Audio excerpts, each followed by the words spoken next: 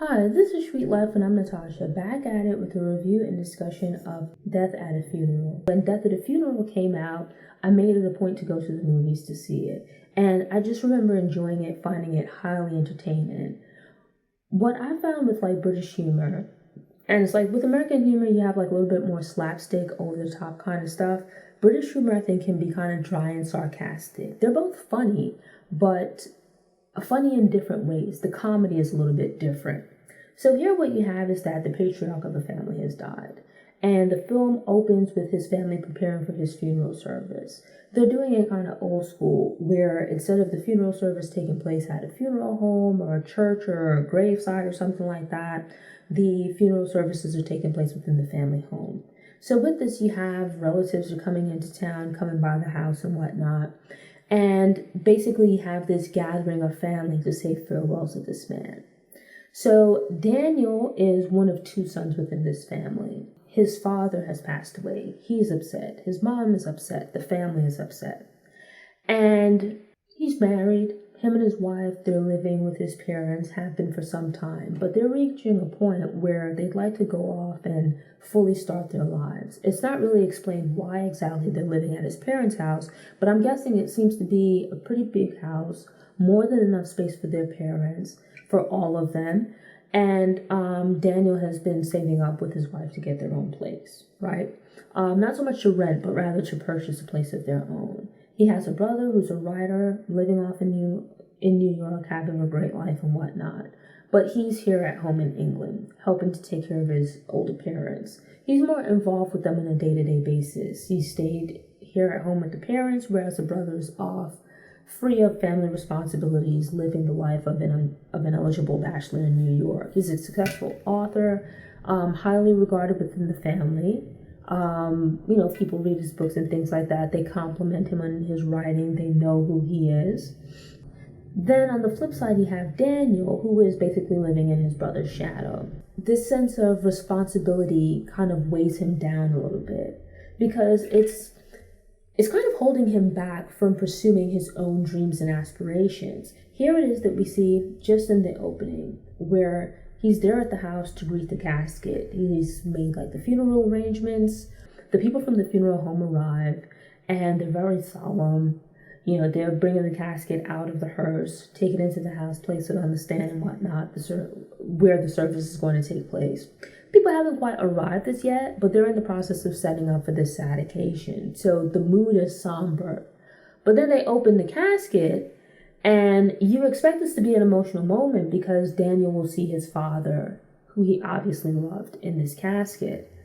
And you see him take a breath, preparing for the emotion of the moment, only to open his eyes and turns out that they've got the wrong person in the casket. Completely different individual, not at all his dad. And it turns into an awkward moment. It's obviously in real life, we would be mortified if this happened. The people from the funeral home, they bundle the casket back into the hearse and now have to rush off to go and get the right person. Now, think about how ridiculous that would be. You're stressed out, you're sad, you're mourning, crying and whatnot, and the funeral home brings the wrong body to the funeral. It's funerals are stressful enough, much less to have to deal with nonsense like this. Just sets the tone for the rest of the day. That everything that can go wrong does. Even the things that you wouldn't account for. Obviously you have a gathering of family, so there's going to be expect some drama. The brother arrives in town. He spends seemingly all of his money buying a first-class ticket, where he and Daniel had previously agreed that between them, they would split the expenses of the dad's funeral. And now Daniel's brother's he doesn't remember that. He has these living expenses. Supporting his lifestyle in New York is very expensive. He spent all of this money in this first-class ticket.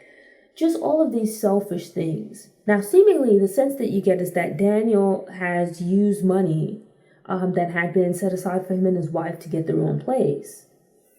But he's borrowed from it to help pay for the dad's funeral with the expectation that when his brother arrives, that he's going to give him some of that money back. Now, the brother's making all kinds of excuses, and honestly, who hasn't been here before? Where you're a family member or you have a friend, you've made plans to do something, and you say, oh, well, we'll split this in half, and you put your money up, and now when it's time for someone else to pay their share or to reimburse you, you have all kinds of excuses and nonsense. It's like, from there, everything that could theoretically happen in real life that would be a bad thing at this point happens. It borders on unlikely, but it's also funny because there's some truth to it. It's just a hot mess of a day. Starts off with the whole, wrong person in the casket fiasco.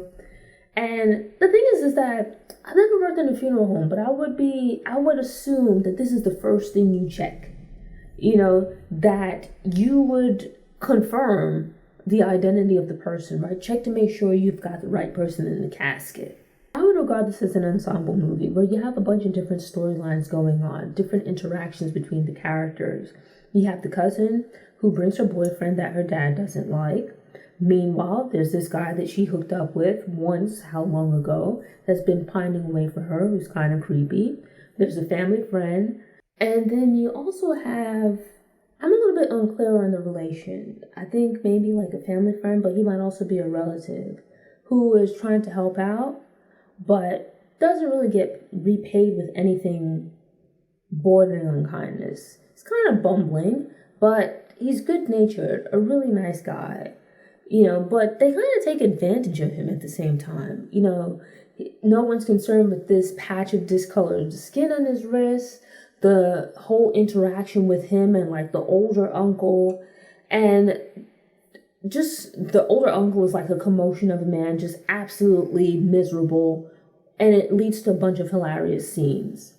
I don't know how actors and actresses are able to keep a straight face with these shows or movies, because I would just die with laughter, whereas they're not even cracking the tiniest of smiles. I just thought it would be in absolute stitches. And it's each time they put out a fire, something else pops up. And you have a bunch of different personalities at play. Just the regular stress of a funeral, having to deal with your family. You then have this stranger that pops up, which is something, especially as a younger relative, you don't know all of the older relatives, especially if your family has been somewhat dispersed.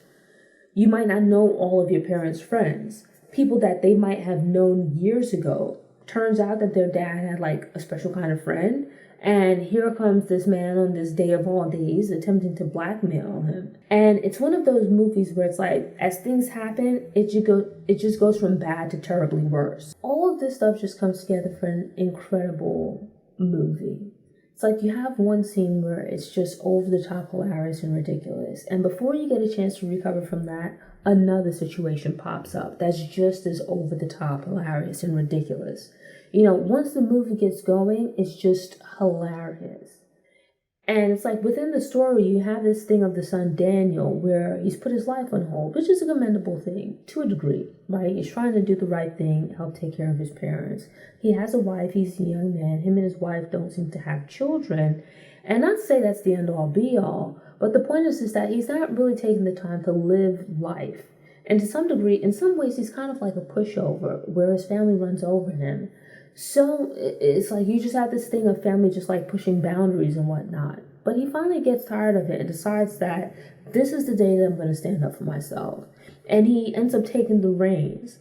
It works out for him. I mean, the day is an absolute hot mess. But it's with the cousin's boyfriend having taken acid or something like that, he ends up on an acid trip, which leads to these really awkward moments. Him thinking that there's someone in the casket, him naked out on the roof, just really overly into everything. You have this guy at the funeral now, trying to blackmail them. Daniel has just had enough. You can't blame him. It's he finally ends up just pushing back against everyone that's pushing against him. And it's it's a funny movie, but at the same time, Daniel just comes to decide that, you guys are you're going to have to deal with things a little bit different moving forward. You see him become more assertive, self-assured within himself. Daniel has a brother who's a writer. For a lot of people, they dream about writing. They dream about these creative projects, but never get started. In Daniel's case, he lives in the shadow of his brother, so he feels a little bit insecure about letting anyone read his writing. And so it becomes this thing, which is a running theme. where it's pointed out that he spent 3 years working on this novel and still won't let anyone read it. It's kind of like this thing of procrastination by perfection. It's cool to see how things play out here for Daniel, where in what should be a really terrible day in and of itself because he's preparing to bury his father, it's made even worse by all these shenanigans that are going on. By the end of it, he kind of comes to terms with the reality that his dad was not a perfect man, but he loved them and was a great father nonetheless. He kind of uses that and some of the experiences of the day as a catalyst to really give himself license to move forward with life, to go after what he wants, to start living a fuller life. And it just makes for a really incredible movie. You start out the movie laughing, you think this scene is incredible, nothing can stop that, until the next scene comes along. And it's like it just builds and builds and builds. And by the end of the movie, it's just an outright fiasco. And it just makes for an incredibly great movie, which I thoroughly enjoy and highly recommend. It's funny from start to finish. And I love these kinds of comedies. Thanks for tuning in. To ensure you don't miss any episodes, subscribe to the channel, click the notification bell, and check out my movie review playlist. Go ahead and click the thumbs up button if you like what you saw, and go ahead and share it on social media.